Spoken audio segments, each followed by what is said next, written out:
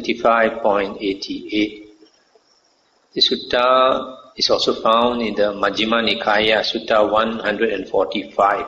There is called Punovada Sutta, advice to Puna. Then the Venerable Puna approached the Blessed One and said to him, Venerable Sir, it would be good if the Blessed One would teach me the Dhamma in brief, so that having heard the Dhamma from the Blessed One, I might dwell alone, withdrawn, diligent, ardent and resolute. And the Buddha said, Puna, there are forms cognizable by the eye that are desirable, lovely, agreeable, pleasing, sensually enticing, tantalizing.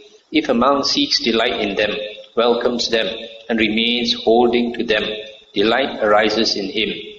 With the arising of delight, Puna, there is the arising of suffering, I say.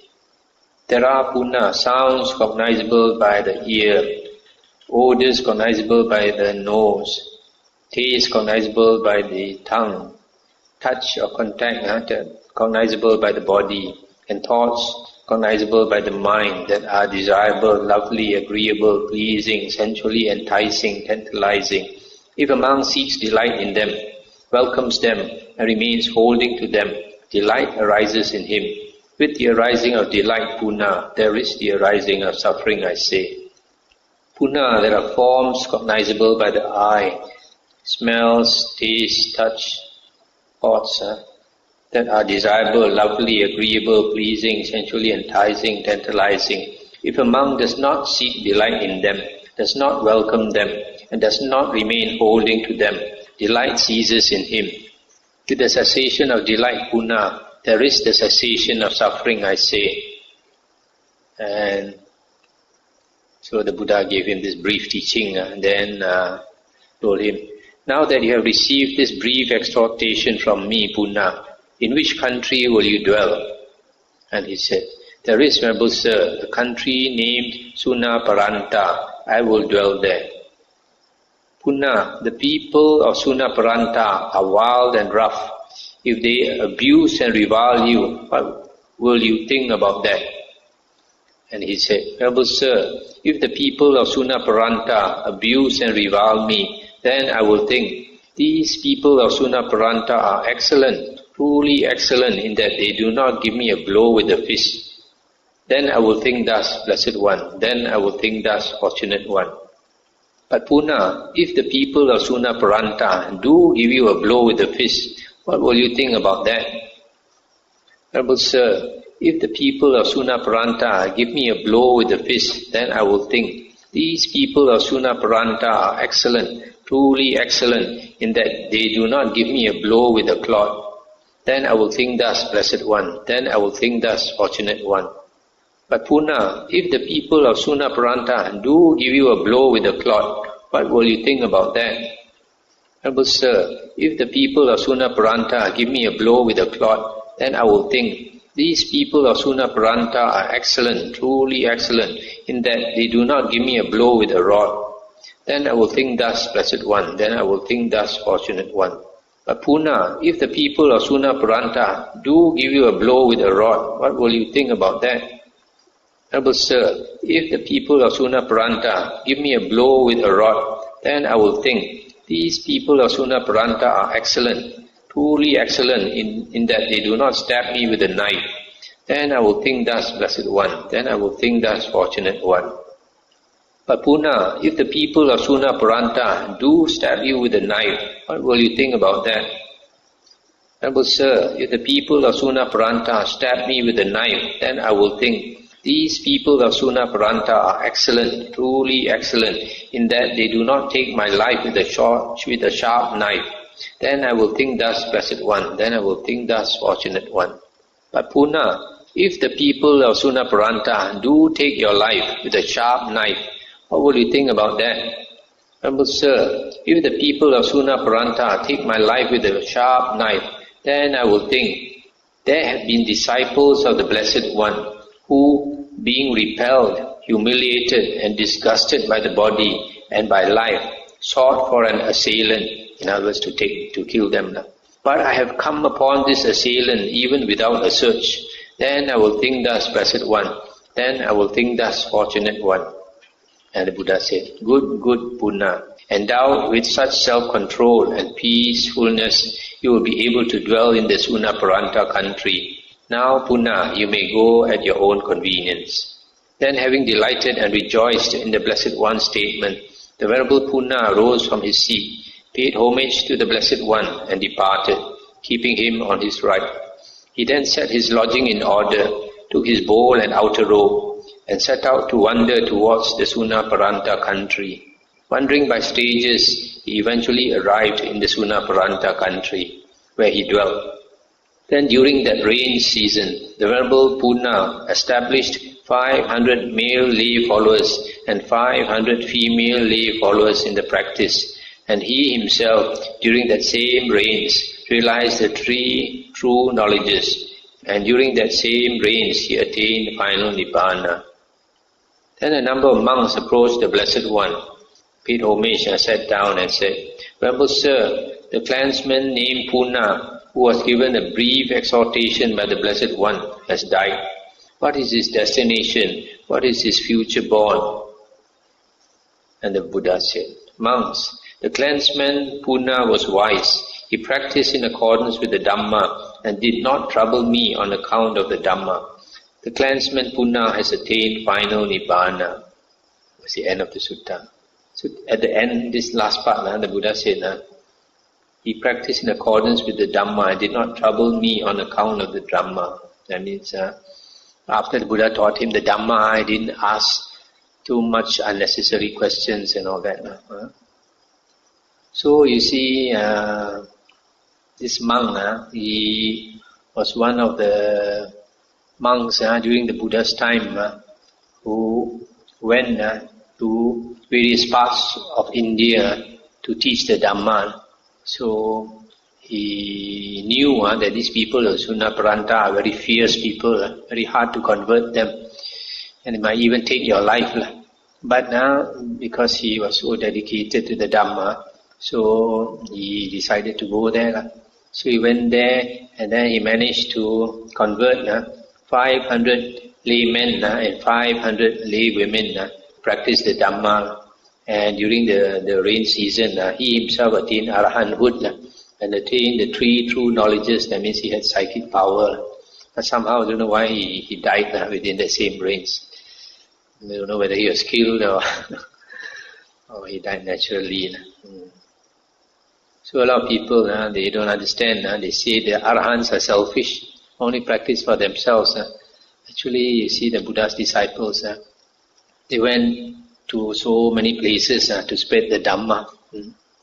Now you find a lot of countries, no more Buddhists. They used to be very strong Buddhist countries, like Pakistan, Bangladesh,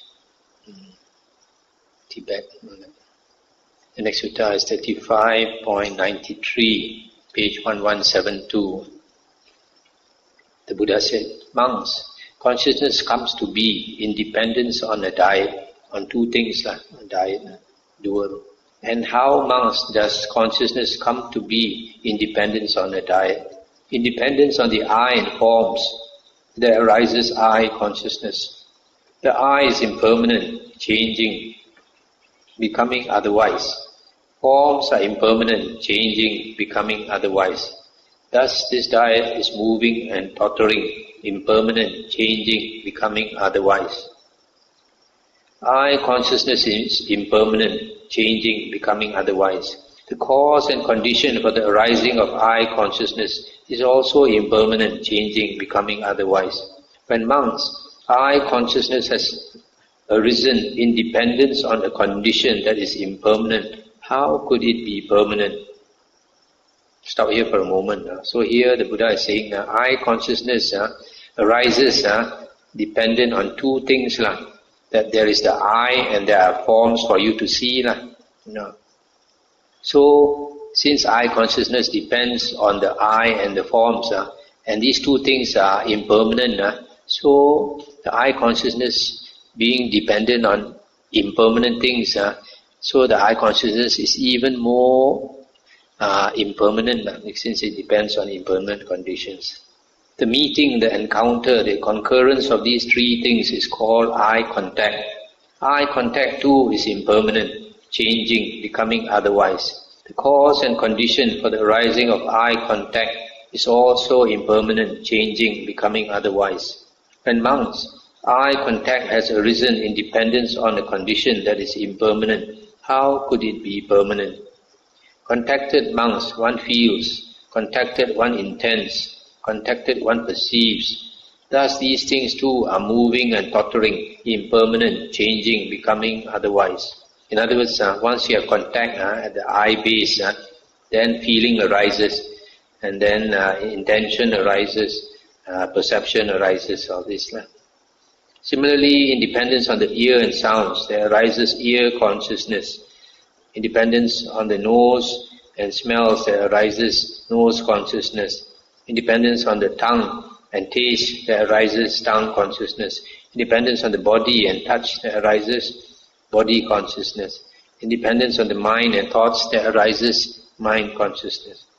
And these sense bases are impermanent, changing, becoming otherwise. And the sense objects are also impermanent, changing, becoming otherwise. So the consciousness that arises is also impermanent, changing, becoming otherwise.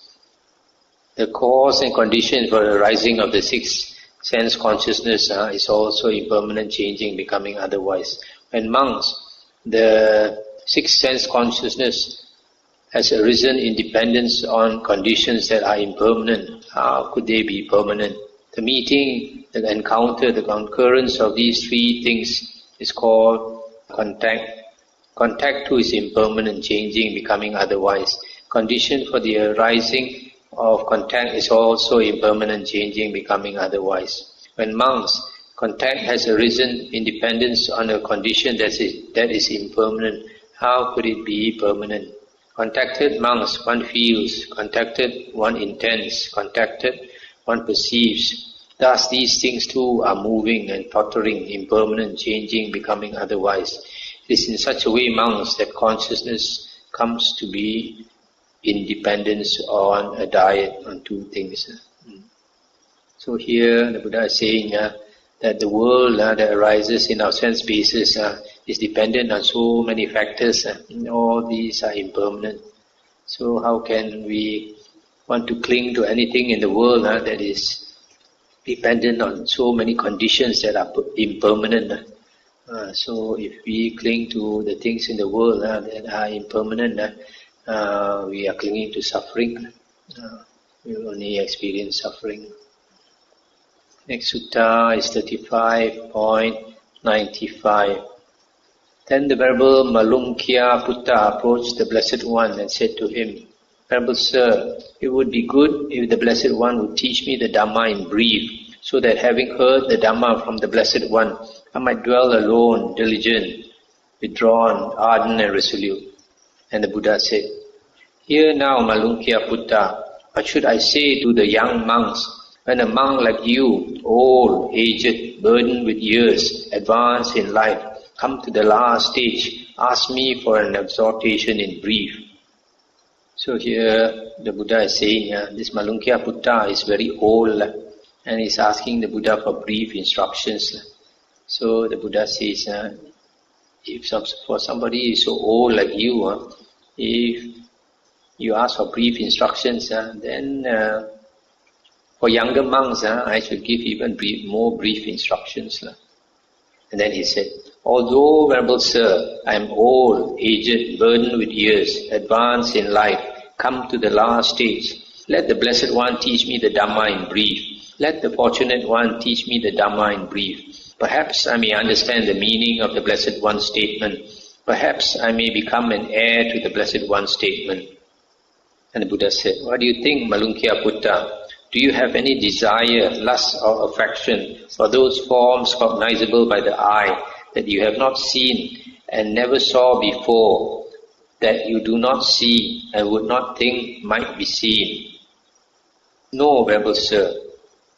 So if there's something that you have not seen before, surely you will not have any desire, or lust or affection for it. Do you have any desire, lust or affection for those sounds cognizable by the ear, for those smells, taste, touch and thoughts that you have not known before, and you do not now know, and would not in the future know. And he says, no, Venerable Sir. Here, Malunkhya Putta, regarding things seen, heard, sensed and cognized by you. In the seen there will be merely the seen. In the heard there will be merely the heard. In the sensed there will be merely the sensed. In the cognized there will be merely the cognized. In other words, the Buddha is saying, whatever you see, hear, etc., at the six senses, just know it. Don't start conceiving, have ideas. By Malunkhya Putta, regarding things seen, heard, sensed and cognized by you, in the seen there will be merely the seen. In the heard there will be merely the heard. In the sensed there will be merely the sensed. In the cognized there will be merely the cognized. Then Malunkhya Putta, you will not be by that. When Malunkhya Putta, you are not by that, then you will not be therein. When Malunkhya Putta, you are not therein, then you will be neither here nor beyond, nor in between the two. This itself is the end of suffering. Stop here for a moment. Here the Buddha is talking about the seen and the heard. That takes care of two senses, the eye and the ear. And then the last one is cognized, is the mind. So the sense refers to the other three. That means the smell, the taste and the touch. Refers to the sense. See? You catch it? Seen, heard, sense and cognized refers to six sense bases. So the seen and the heard is the first two, right? The eye and the ear. The cognized is the last one, the mind. So the sense refers to the third, the fourth and the fifth. Merely the nose base, the tongue base and the body base. That refers to the sense. So the Buddha says, if you only know that in the seen there is the seen, in the heard there is the heard, in the sense there is the sense, in the cognized there is only the cognized, then you will not be by that. What do you mean by not be by that? You will not be born by that. You will not be caught by that. You will not be attached by that. And then when you are not caught by that, then you will not be therein. That means you won't be caught therein. Then when you are not caught by the desire and lust therein, then there will be neither here nor beyond nor in between the two.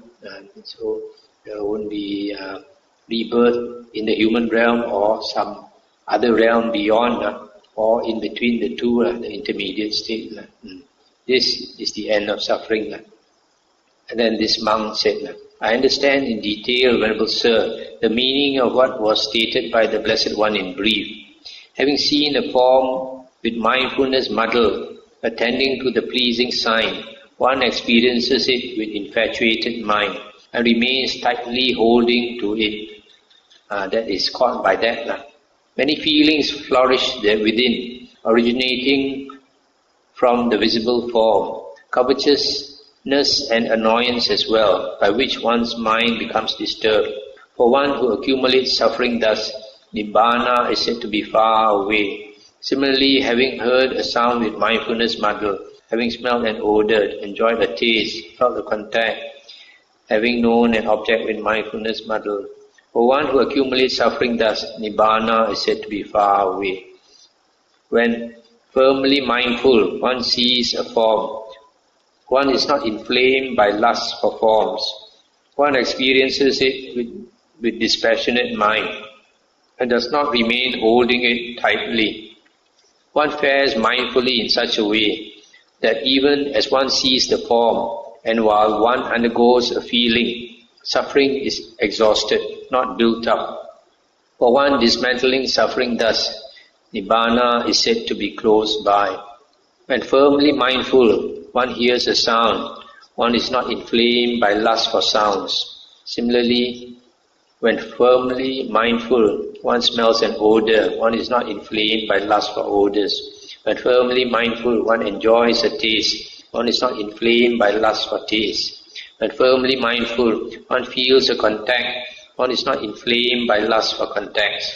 and firmly mindful, one knows an object in the mind. One is not inflamed by lust for objects. For one, diminishing suffering thus, Nibbana is said to be close by. It is in such a way, Venerable Sir, that I understand in detail the meaning of what was stated by the Blessed One in brief. And the Buddha said, "Good, good, Malunkhya Putta. It is good that you understand in detail the meaning of what was stated by me in brief." And the Buddha repeated the entire verses that Malunkhya Putta said. It is in such a way, Malunkhya Putta, that the meaning of what was stated by me in brief should be understood in detail. Then the Venerable Malunkhya Putta, having delighted and rejoiced in the Blessed One's words, rose from his seat, and after paying homage to the Blessed One, keeping him on his right, he departed. Then dwelling alone, withdrawn, diligent, ardent and resolute, the Venerable Malunkhya Putta, by realizing it for himself with direct knowledge, in this very life entered and dwelt in that unsurpassed goal of the holy life, for the sake of which clansmen rightly go forth from the household life into homelessness. He directly knew, destroyed his birth, the holy life has been lived. What had to be done has been done. There is no more for this state of being. And the Venerable Malunkhya Putta became one of the Arahants. That's the end of the sutta. So you see, this old monk came into monkhood at a very old age, but because he had such a strong determination, he still practiced until he attained Arahanthood. Actually, when we practice the holy path, sincerity is very important. If we are sincere, then a lot of things we can give up, including our pride, including our, all the unwholesome states. 35.96. The Buddha said, "Monks, I will teach you about one who is subject to decline, about one who is not subject to decline, and about the 6 mastered bases. Listen to that. And how, monks, is one subject to decline? Here, monks, when a monk has seen a form with the eye, there arise in him evil, unwholesome states, memories and intentions connected with the fetters. If the monk tolerates them and does not abandon them, dispel them, put an end to them, and obliterate them, he should understand this thus: I am declining away from wholesome states, for this has been called decline by the Blessed One. Further, monks, when a monk has heard a sound with the ear, smelled an odor with the nose, tasted a taste with the tongue, contacted a touch with the body, or thought a thought with the mind, there arise in him evil, unwholesome states, memories and intentions connected with the fetters. If the monk tolerates them and does not abandon them, dispel them, put an end to them, and obliterate them, he should understand this thus: I am declining away from wholesome states, for this has been called decline by the Blessed One. It is in such a way, monks, that one is subject to decline. I stop here for a moment. So here the Buddha is saying that when the 6 sense objects impinge on our 6 sense bases, then because of habit, evil and wholesome states based on memories and intentions arise. And then if a monk tolerates them, that means instead of getting rid of those thoughts, he still entertains the thoughts and he finds pleasure in the thoughts, then that is declining from wholesome states. And then the Buddha continued. And how, monks, is one not subject to decline? Here, monks, when a monk has seen a form with the eye, there arise in him evil and wholesome states, memories and intentions connected with the fetters. If the monk does not tolerate them, but abandons them, dispels them, puts an end to them, and obliterates them, he should understand this thus: I am not declining away from wholesome states, for this has been called non-decline by the Blessed One. Further, monks, when a monk has heard a sound, smelled an odor, contacted a touch, and tasted a taste with the tongue, and thought with the mind, there arise in him evil and wholesome states, memories and intentions connected with the fetters. If the monk does not tolerate them, but abandons them, dispels them, puts an end to them, and obliterates them, he should understand this thus: I am not declining away from wholesome states, for this has been called non-decline by the Blessed One. It is in such a way, monks, that one is not subject to decline. Stop here for a moment. So, a monk does not decline if when there is contact at the six sense doors and unwholesome states arise, then he recognizes them. He does not entertain them, puts a stop to all these unwholesome thoughts. Then he will not decline. And what monks are the six mastered bases? Here, monks, when a monk has seen a form with the eye, there do not arise in him evil, unwholesome states, nor any memories and intentions connected with the fetters. The monk should understand this thus: this base has been mastered, for this has been called a mastered base by the Blessed One. Further, monks, when a monk has heard a sound with the ear, smelled a smell, contacted a touch, tasted a taste, or have a thought, there do not arise in him evil, unwholesome states, nor any memories and intentions connected with the fetters. The monk should understand this thus: this base has been mastered, for this has been called a mastered base by the Blessed One. These monks are called the six mastered bases. So the first part is about a monk in training who has not finished his work. Even though he has attained Sotapanna or Sakadagamin, when there is contact at the six sense doors, because of habit, when we see a beautiful form, we want to see again. So if you know that it's not wholesome, then you turn your eye away, you don't entertain it, especially the thoughts that arise from there.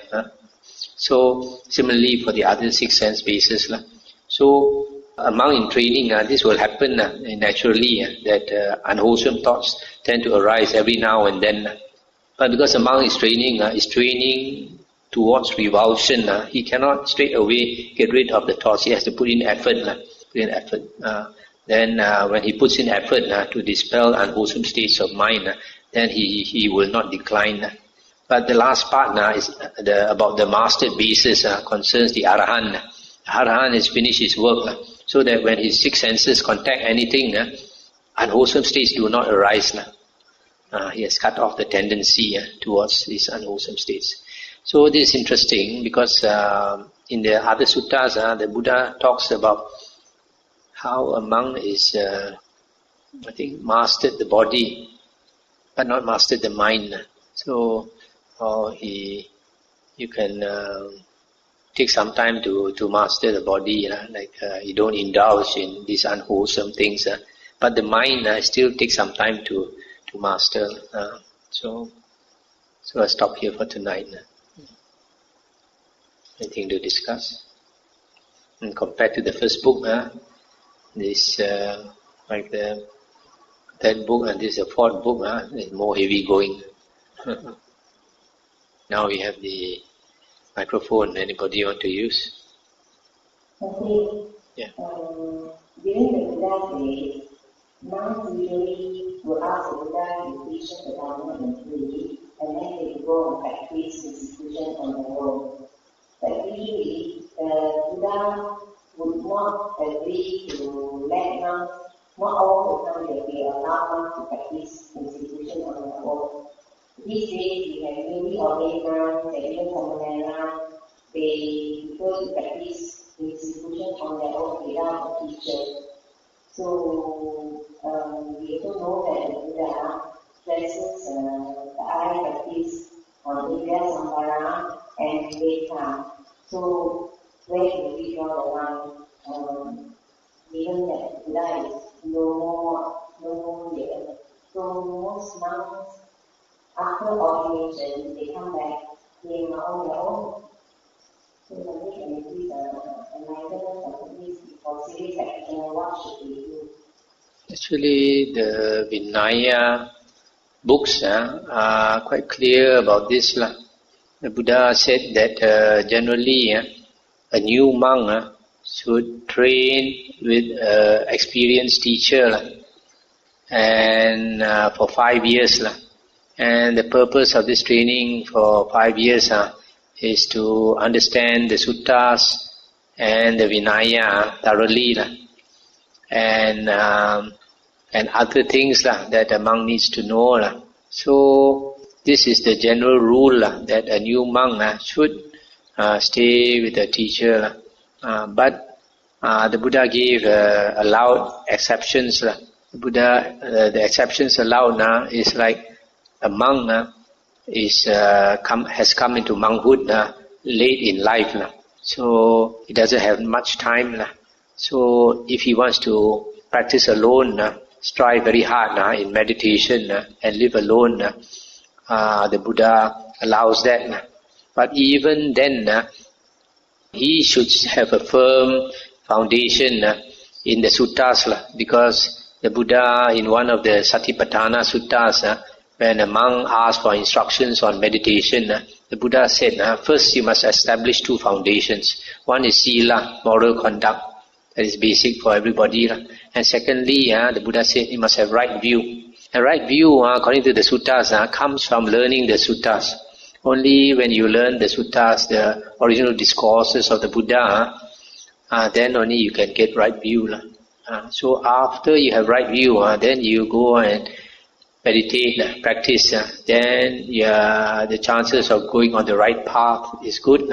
But if a monk does not learn the suttas and then straight away he goes into practice of meditation, he may go the wrong way and never achieve anything. So it's very important to get right view first. So generally that is the case with monks. If they want to live alone, they should first get right view. So we are very fortunate nowadays, unlike the Buddha's time. The Buddha's words are all in black and white, in the book form. So if a monk takes the trouble to study the Nikaya books, he can also get right view. In that case, if he doesn't want to follow a teacher, then it's okay. But generally, a monk does not follow a teacher only if he's come into monkhood old. If he's still young, then he has time. He should follow a teacher, get guidance from the teacher whenever possible. The other thing is a lot of monks, we notice nowadays, like Malaysian monks, soon after they are ordained, they start going overseas. They go to Burma, they go to Sri Lanka, they go to Thailand, they go to Taiwan, they go everywhere. Go India, go China. Actually, in the Vinaya books, it's not allowed. A young monk, wherever he wants to go, he should be accompanied by a senior monk, because a young monk, is not disciplined or trained yet, so he may misbehave or get into some trap or make some mistake or other, or not conduct himself well. So if a monk has not had 5 vasas, has not completed 5 years of monkhood, he should never travel alone, unless in exceptional cases where you cannot find a senior monk to accompany him. Otherwise, wherever he goes out of the monastery, he should not leave the monastery on his own. So a lot of monks nowadays, they don't study the sutta and the Vinaya. They don't know all these rules, so they just go here, go there.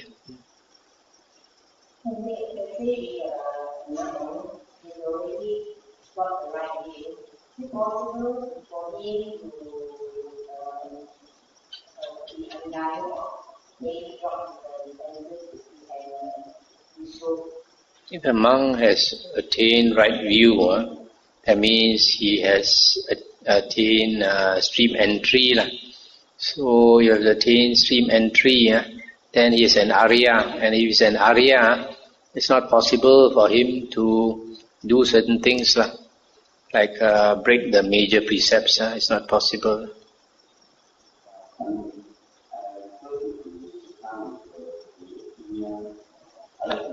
What page? 1688.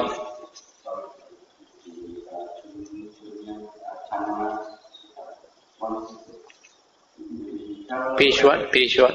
1166. It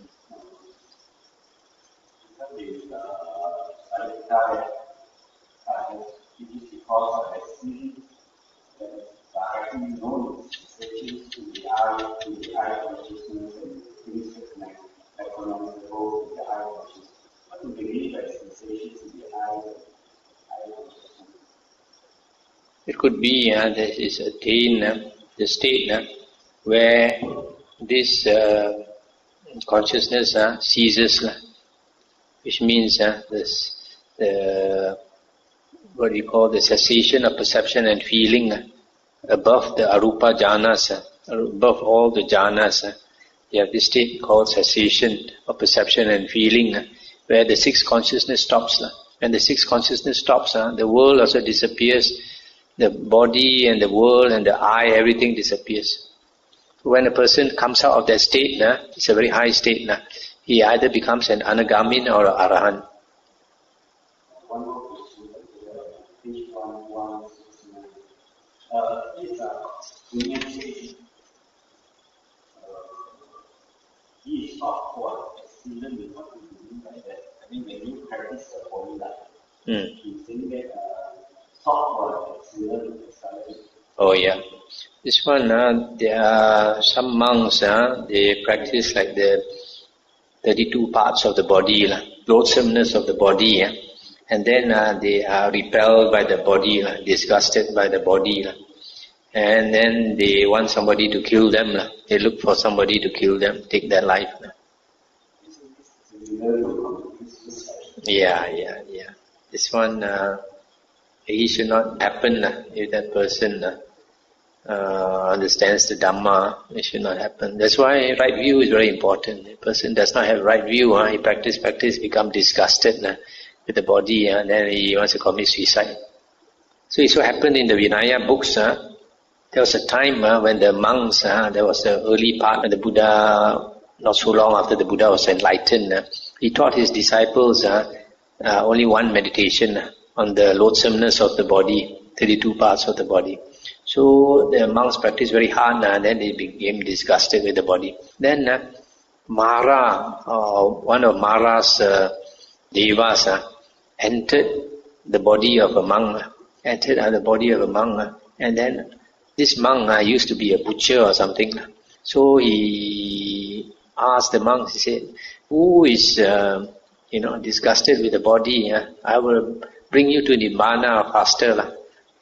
So he being a butcher before, he got a very sharp knife. So some of them were very disgusted with life. They asked him to take their life. So I slit their throat or what. So at that time the Buddha went into seclusion, I think for 2 weeks. When the Buddha came out of seclusion, he found the number of monks reduced. He asked Ananda why. Ananda said, many of the monks were disgusted with their body, then they allowed this fellow to take their life. Then Ananda asked the Buddha to teach another meditation subject out of compassion. And then the Buddha taught Anapanasati. And then when the Buddha taught Anapanasati, then the Buddha said that before enlightenment, the Tathagata practiced Anapanasati. And even after enlightenment also, the Tathagata practices Anapanasati. Any other thing? Especially you're mentioning that it is easy, body and mind, it's easy for us to master or modify ourselves to a physical change. But the mind is difficult. Just one wow. How can we stop ourselves? Or takes a lot of effort, many years of effort. That's why the Buddha said, we need to attain jhana. When you have jhana, then the mind becomes strong and you can see clearly, and also you have the strength of mind to do what should be done and not do what should not be done. Very often our mind is not strong. We know we should not do something, we still go and do it. And sometimes we know that we should do something, we are lazy and all this thing, but the mind is not strong. So only when the mind is very focused, then we can see very clearly what we should do, what we should not do, and we have the strength of mind to go and do or not do. For example, a lot of people commit adultery. Not that they don't know it's wrong, they know it's wrong, but the flesh is weak. Come transfer merit.